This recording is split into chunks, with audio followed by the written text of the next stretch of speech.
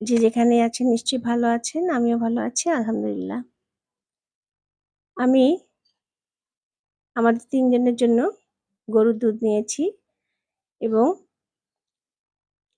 আপনারা দেখতে পাচ্ছেন যে ২ টি কাপেই আমি হলুদের গুঁড়ো মিশিয়ে রেখেছি এবং এখন আমি এটাতেও হলুদের গুঁড়ো দিয়ে গুলে নিচ্ছি।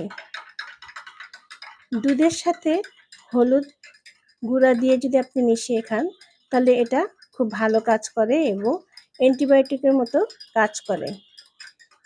হলুদ দিয়ে দুধ খেলে অনেক রোগ থেকে রক্ষা পাওয়া যায়। তাই আমি আজ খাওয়ার চেষ্টা করছি। তাই আপনাদের সাথে শেয়ার করলাম। আপনারাও খেয়ে ট্রাই করতে পারেন।